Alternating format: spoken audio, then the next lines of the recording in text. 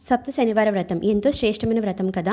ఈ వీడియోలో నేను పూజ కోసం ఎలాంటి డీటెయిల్స్ చెప్పను, కానీ నాకు జరిగిన ఒక ఇన్సిడెంట్ అయితే మీతో షేర్ చేసుకుంటా.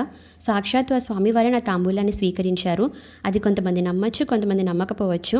మన విచక్షణ బట్టి ఉంటుంది. అందుకే మీరు వీడియో మొత్తం చూసి నేను అనుకున్నది రైటా రాంగ్ అనేది కామెంట్ చేయండి. ఆ స్వామివారి దయతో ఈ రోజుతో నా 7 వారాల వ్రతం అయితే కంప్లీట్ అయిపోయింది.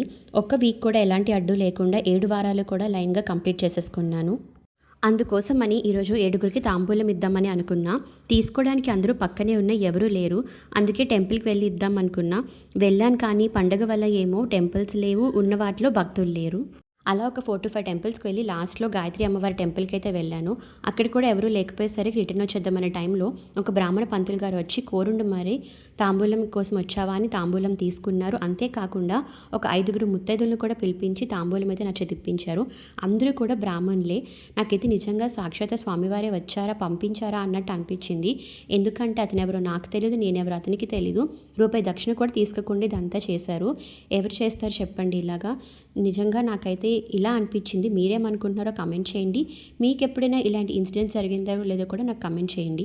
ఇంకా మీరు ఎవరైనా సరే వ్రతాన్ని స్టార్ట్ చేద్దాం అనుకుంటే మాత్రం ఖచ్చితంగా స్టార్ట్ చేయండి. ఆ స్వామివారే మిమ్మల్ని ముందుండి నడిపిస్తారు. భక్తి ఉంటే చాలు. ఎలా చేస్తామనేది అసలు ఇంపార్టెంటే కాదు. మీకు డీటెయిల్ వీడియో కావాలి అనుకుంటే కమెంట్ చేయండి, నేను చెప్తాను. అలాగే ఈ వీడియో కనుక మీకు ఇన్ఫర్మేటివ్గా అనిపిస్తే మీ ఫ్రెండ్స్ అండ్ ఫ్యామిలీతో షేర్ చేయండి. నా ఛానల్ని సబ్స్క్రైబ్ చేసుకోండి. Thank you for watching. Govinda Govinda.